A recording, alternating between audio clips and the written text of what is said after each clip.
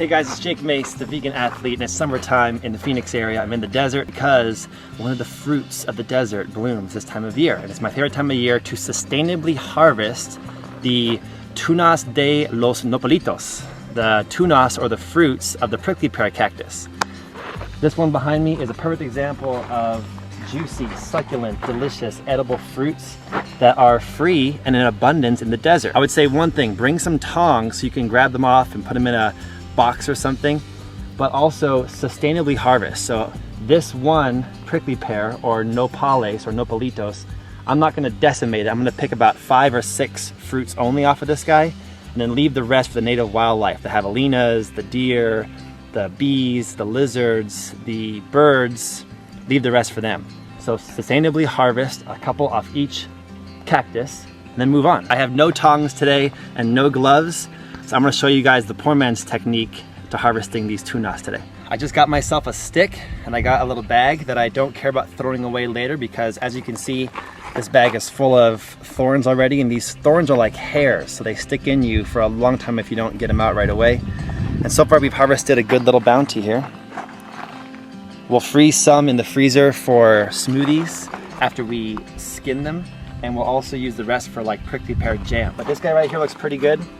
Nice dark red juicy one. I'll put the bag underneath right here and just kind of break them off into the bag. I'm gonna just move along the cactus and do this a few times, then leave the rest for the wildlife and move on to the next one. When I'm out backpacking or hiking and I don't have a bag or have a stick or have tongs or gloves, there is a way I eat the prickly pear fruits that's pretty good. So I'll show you guys right now. I'm just really careful about my fingers and I find 2 open spots on the fruit. And then once I've got the open spots here, I will just twist carefully. And you can already see how the juice is kind of coming out the bottom there. See that? How it's already coming out the bottom? Ooh. This one knocked off the cactus, that's okay. I'm gonna pick it up on 2 of the open areas. So now I'm holding it without getting the thorns in me. And I take a rock and I just kind of keep hiking and keep backpacking and keep walking on the trail for about 2 minutes as I just shave all the little hairs, which are actually thorns, off the cactus fruit with my rock. And then when they're like that, I go, I just work it for about 2 minutes. So let me time lapse this. I'll come back to you guys in 2 minutes.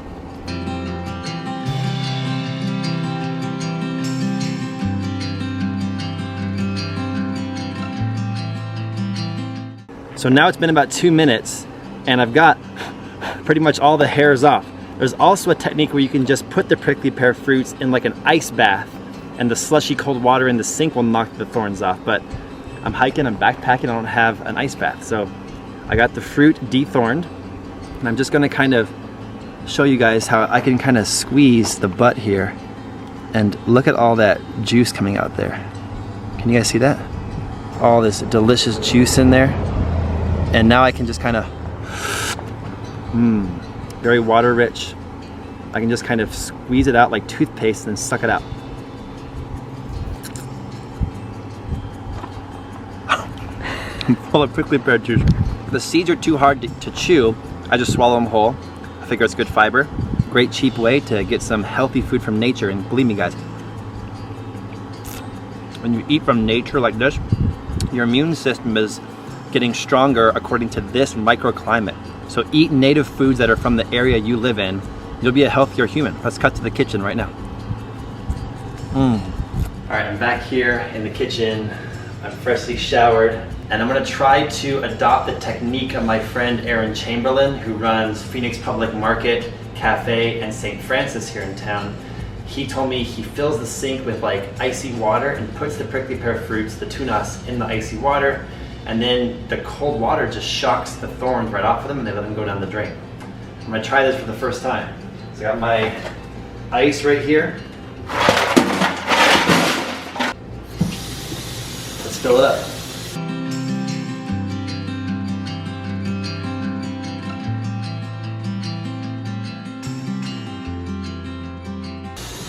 Okay, this in the past carried Lululemon yoga clothes.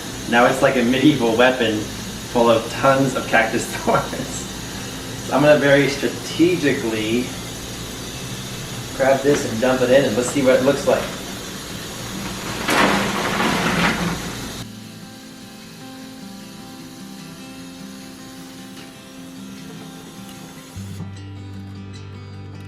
I really do love the tunas, and I'm thankful that I got the opportunity to move to Arizona from Canada, even though my heart is in skiing and the mountains and green and rain. I really want to move back there. I'm thankful for my experience in Arizona in the desert, because I would never have known about so many of the native edible trees and bushes and herbs and cactus that will be a part of me forever. And there is a beauty to the desert that is unique to this area, and the beauty comes out in things like these tunas. So I'm really thankful to have this food in my life experience. Let's let this set in icy water for a while. We'll come back to it, I don't know, 10, 20, 30 minutes from now.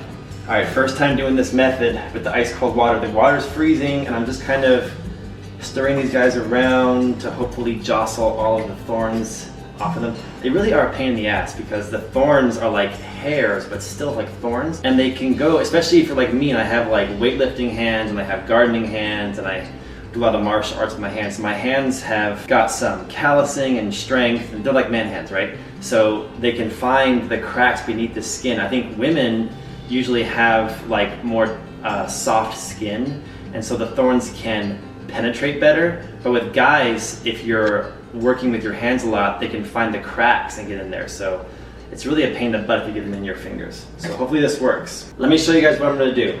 I'm gonna just take my fork.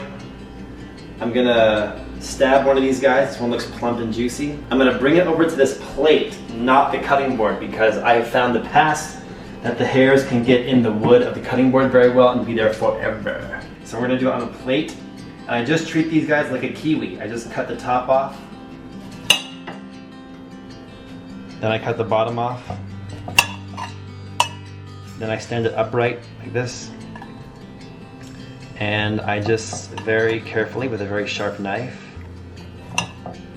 cut the edges off, leaving the meat on the inside. The reason why I do this is because I like to freeze them in a Ziploc bag, and then every morning I can pick out 3 or 4 and add them to my smoothie.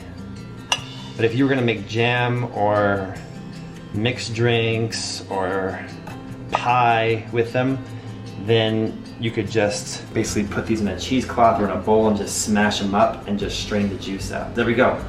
It's beautiful, it's delicious. It smells so sweet. It's gonna go in my Ziploc bag, and then once the bag is full, I'll be throwing it in the freezer. You guys try to find native foods that are indigenous to your area, because when you're eating local, which means to me, eating from nature, locally native foods growing in your area, your immune system and your body will be more fit to survive the microclimate of your city. And for me in the Phoenix area, prickly pear fruit is the best time of year. Go vegan, grow your food at home. Hit the like button on this video for me, share it, add it to your favorites, hit the bell, and turn on my post notifications. You can follow me on social media, Jake Makes Tai Chi, and maybe someday we'll put some of the prickly pear fruit seeds in the seed bank box. So go right now to seedbankbox.com and sign up for September's box. It's coming soon. Love you guys. I'll see you next time.